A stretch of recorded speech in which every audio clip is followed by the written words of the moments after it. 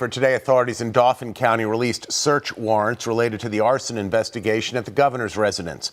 Those documents detail a 911 call the alleged arsonist made less than an hour after the fire started. Newswatch 16 Stacey Lang joins us with revelations found in those warrants. Stacey.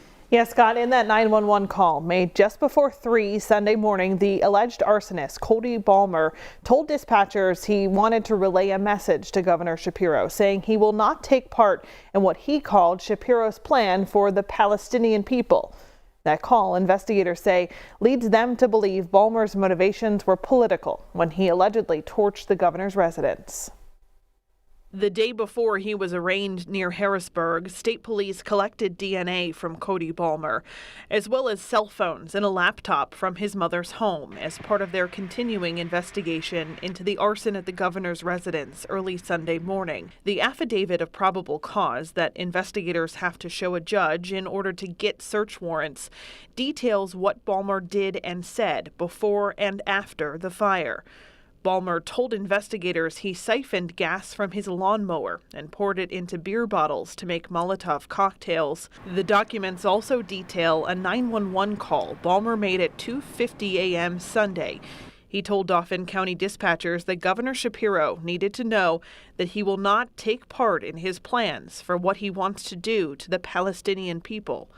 He also said all he has is a banquet hall to clean up, seemingly referring to the dining room that was damaged in the fire, and where hours earlier the Shapiro family hosted 24 people for the first night of Passover. At a news conference in Hershey, Shapiro addressed the support he's received from the Jewish community and people from all faiths. I want them to see that my wife and I and our kids continue to celebrate our faith proudly and openly. I want them to see that people from all different faiths have reached out to condemn this act and to lift up our family in prayer. And that's the Pennsylvania way. Shapiro says there were religious items from his family's collection out for the Seder dinner.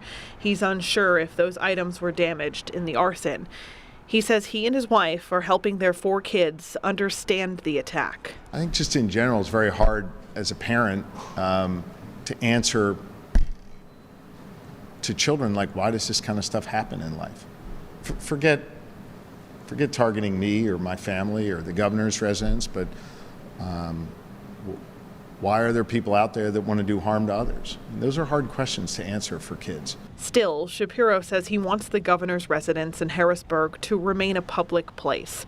The state police announced that an outside expert will do an independent security review of the residence. I've got a lot of work to do for 13 million people. I'm honored to do this work, and I'm not going to be captive to fear, and I'm not going to be captive to worry, and I'm not going to think through those scenarios that others might be contemplating to do us harm. I'm just going to go about my work every single day.